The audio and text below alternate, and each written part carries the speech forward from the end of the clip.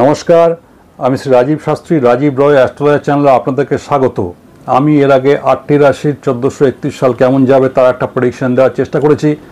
আশা করি আপনারা অনেকেই দেখেছেন, কেউ কেউ ফোনও করেছেন, ভালো লাগছে রেসপন্স পেয়ে। তো আপনারা দেখুন, চ্যানেলটিকে লাইক, সাবস্ক্রাইব, শেয়ার করুন, এগিয়ে নিয়ে চলুন। আমি আজকে যেটা বলবো সেটা হচ্ছে 1431 সাল ধনু রাশির নবম যে রাশিটি আছে। আমরা জানি 12টি রাশি, তার মধ্যে নবম রাশি হচ্ছে ধনু।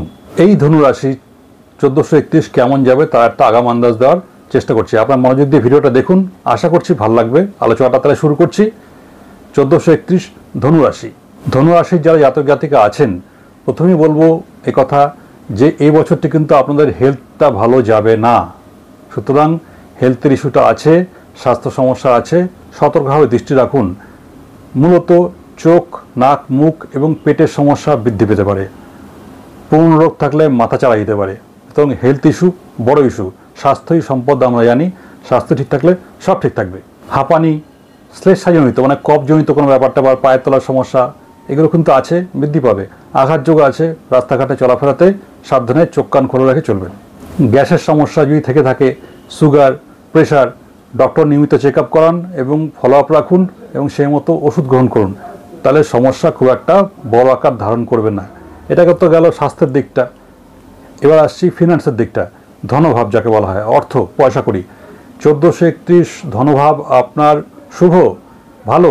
সুতরাং অর্থ নিয়ে দুশ্চিন্তার ব্যাপার নেই। হেলথটা খেয়াল রাখবেন। এই যে অর্থের ব্যাপারটা যেটা বললাম, ধনভাব শুভ, এটা আপনি মূলত যেখান থেকে আশা করছেন যে অর্থ আসে বা আসতে পারে, শুধু সেখান থেকে না, তার বাইরে থেকেও কিন্তু কোনোভাবে হঠাৎ করে অর্থ চলে আসতে পারে। তবে এখানে একটা অন্য ব্যাপার আছে, সেটা কি, অর্থ যেমন আসবে তেমনি আচমকা ব্যয়ও হবে এবং সেই ব্যয় এতটাই মারাত্মক আপনি দিশাহারায় পড়বেন। সুতরাং সেভিংসের দিকে প্রথম থেকেই মন দিন এবছরের শুরুতে। তাহলে একাধিকবার অর্থপ্রাপ্তি যেটা আছে তাতে উন্নতি হবে। তবে সম্ভবত কিছু ঋণ আপনার রয়ে গেছে, মানে লোন, সেটা বাড়ি সংক্রান্ত হোক, জমি সংক্রান্ত হোক, কোনো ইভেন্ট সংক্রান্ত হোক, সেটা পড়াশোনা, বিয়ে বা এরকম, সেই ঋণের ব্যাপারটা কিন্তু মাথায় রাখবেন। সেটা শোধ হয়ে যাওয়ার সম্ভাবনাটা বেশি। এবছর দেখা যাচ্ছে আপনাদের ইনকাম তো বলেছে আগেই আসে, খরচাও আছে। খরচার একটা দিক হতে এরকম হতে পারে যে আপনি কোনো জমি, ভালো জমি পেয়ে গেলেন বা বাড়ি পেয়ে গেলেন, ফ্ল্যাট পেয়ে গেলেন, ভালো গাড়ি পেয়ে গেলেন, সেটা একটু কিনতে ইচ্ছা করলো, সেই ক্রয়যোগটা আছে। তবে এখানে একটা মজার ব্যাপার আছে। এই কেনাকাটা লেনদেন সংক্রান্ত বিষয় করতে গিয়ে আপনি ভালোভাবে কোনো আইনজ্ঞের পরামর্শ নিয়ে নেবেন। অর্থাৎ কোনো লয়ার, অ্যাডভোকেট, আইনের সঙ্গে যারা যুক্ত যে ব্যক্তিরা, যে মানুষজন, তাদের সঙ্গে সঠিক পরামর্শ করে কিনবেন, না নাহলে কিন্তু প্রতারিত হতে পারেন। তাহলে লেনদেনটা একটু সতর্কভাবে করতে হবে। যারা নাকি ব্যবসা করছেন না, অর্থাৎ চাকরি করছেন, চাকরির সঙ্গে যারা যুক্ত আছেন, তাদের কিন্তু প্রশাসনিক, মেনলি প্রশাসনিক পদে যারা যুক্ত, উচ্চ পদে যারা যুক্ত, তাদের কিন্তু যথেষ্ট উন্নতিযোগ আছে। অর্থাৎ প্রমোশন দেখা যাচ্ছে এবং অর্থও আসবে। এবং সিনিয়র যে নিয়ার বস, ঊর্ধ্বতন কর্তৃপক্ষ, তার আশীর্বাদ, তার মনোযোগ বা দৃষ্টি আকর্ষণ করতে পারবেন এবং এই দৃষ্টি আকর্ষণ থেকে আপনি বদলি হতে পারেন। সেটা তবেও সেটা প্রমোশন পেয়ে, ডিমোশন পেয়ে না। আচ্ছা, লটারি, শেয়ার মার্কেট, ফাটকা, তার থেকে কিন্তু উপার্জন বৃদ্ধি। ফাটকা ইনকাম, শেয়ার, লটারি, তার থেকে কিন্তু একটা ইনকামের যোগাযোগ দেখা যাচ্ছে। তার মানে এই নয়, আমি বলছি এটাই যে আপনি আজকে থেকে বেরিয়ে গিয়ে লটারির টিকিট কাটুন, শেয়ার মার্কেটে টাকা ঢালুন, সেটা আপনি বুঝে শুনে করবেন। তবে একটা যোগাযোগ দেখা যাচ্ছে, তার থেকে কিন্তু উপার্জনের সম্ভাবনা আছে। যারা পড়াশোনা করছেন, অর্থাৎ ছাত্রছাত্রী, তাদের কিন্তু শ্রাবণ মাস থেকে পড়াশোনার ব্যাপারটা আরও ডেভেলপ করবে। অর্থাৎ মনোযোগ বৃদ্ধি পাবে এবং পড়াশোনা মুখস্থ হবে এবং তাতে সাইনিং করতে পারবেন। সুতরাং পড়াশোনার ব্যাপারটাতে খেয়াল রাখবেন। বৈশাখ, জ্যৈষ্ঠ, আষাঢ় একটু মন দিয়ে পড়তে হবে। এই সময় ঠিক ভালো নয় স্টুডেন্টদের জন্য। শ্রাবণ থেকে ঠিকঠাক। যারা রিসার্চ করছেন, যারা কম্পিটিটিভ এক্সাম দিচ্ছেন, উচ্চতর শিক্ষার সঙ্গে যুক্ত বা রিসার্চ করছেন, তাদের কিন্তু এবছরটি যথেষ্টই শুভ এবং তার থেকে কিন্তু উন্নতির যোগ আছে। এবং এই উন্নতির যোগ থাকার জন্য আপনার কোনো সমস্যা হবে না। কাজের জায়গায় সর্বোচ্চ বস, তা কিন্তু দৃষ্টি আকর্ষণ করতে চলেছেন এবং তার জন্য আপনার ভালোই হবে। এতে যেটা হবে, আপনার সহকর্মী যারা আছে বা যারা আপনার ঘনিষ্ঠ বৃত্তের মধ্যে আছে, তারা কিন্তু একটা ঈর্ষা, অর্থাৎ একটা হিংসের, একটু দুষ্ট বুদ্ধি মাথা কাজ করবে, সেটা ওরা করবে।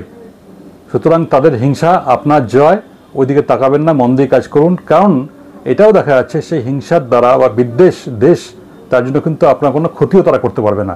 সুতরাং কোনো চিন্তা করবেন না, আপনি কর্ম করুন এবং এগিয়ে যান। অর্থাৎ আপনার শত্রুদের দ্বারা আপনার ক্ষতির আশঙ্কা নেই। যারা পলিটিক্সের সঙ্গে যুক্ত তারা অর্গানাইজেশনের কাজ যেটা সেটা ঠিকঠাকভাবে কাজ করুন, তাতে সাফল্য আসছে। এবং বিগত দিনে কিছু বিতর্কিত বিষয় হয়তো আপনার নামের সঙ্গে যুক্ত হয়ে গিয়েছিল, সেটা যদি থেকে থাকে তাহলে এবছর তার থেকে আপনি মুক্তি পেতে চলেছেন। যারা নাকি বিবাহিত, অর্থাৎ বিবাহিত মানুষজন যারা আছেন, তাদের কিন্তু এই সাংসারিক শান্তি উত্থান পতন হবে, আপ ডাউন হবে। এটা বন্ডিংটা নিজেরা খেয়াল রাখবেন, তাতে সমস্যা থাকবে না। যদি বিয়ের কথা এগিয়ে থাকে তাতে কিন্তু ছেদ আসতে চলেছে, অর্থাৎ বাধা আসতে চলেছে, এই ব্যাপারটা খেয়াল রাখবেন। বিয়ের যে বিষয়টা আমি বললাম, ভাই বোনের সঙ্গে সম্পর্ক ভালো মন্দ মিশিয়ে চলবে। কথাবার্তায় সংযত হন, আপনার কথাবার্তায় কিন্তু আপনার পরিচয়। আপনি ব্যবহার পাড়া প্রতিবেশী সবার সঙ্গে সব কিছু বুঝতে পারছেন, তারা কেউ ভালো চাইছে কেউ ভালো চাইছে না। যে ভালো চাইছে তার সাথে ভালোভাবে কথা বলুন, যে ভালো চাইছে না তাকেও বুঝতে দেবেন না, তার সাথে ভালোভাবে কথা বলুন। নাহলে কিন্তু আপনি শুধু নিজের না, আপনার নিজস্ব পরিমণ্ডলের মধ্যে একটা শত্রু বলয় তৈরি করবেন। তার থেকে কিন্তু আপনার অপযশ বা ক্ষয়ক্ষতির সম্ভাবনা তৈরি হচ্ছে। সুতরাং শত্রু তৈরি হতে দেবেন না, ব্যবহার ভালো রাখুন, এটাই ভালো হবে আপনার জন্য। উচ্চপদস্থ আমলা, গোয়েন্দা, রাজনৈতিক ব্যক্তিত্ব, অফিসের বড় বড় অফিসার যারা আছেন তাদের কিন্তু প্রবল উন্নতি আছে। তবে এত কিছু সত্ত্বেও একটা মনের মধ্যে মাঝে মধ্যে একটা চোরা হতাশা ভাব কাজ করবে, এই হতাশা আসতে দেবেন না। গান বাজনা চর্চায় আনন্দ পাবেন, গান বাজনা শোনার এবং করার যোগ আছে, এটা মাথায় রাখবেন। অভিনয়, গান বাজনা এগুলোর সঙ্গে যুক্ত থাকুন, মানে অভিনয় করতে বলা হচ্ছে না, অভিনয় দেখুন, মানে সিনেমা দেখুন, গান শুনুন, এগুলো করে সময় কাটান। ধর্মাচরণ করুন, সেই ধর্মাচরণের যোগটা কিন্তু যথেষ্টই ভালো।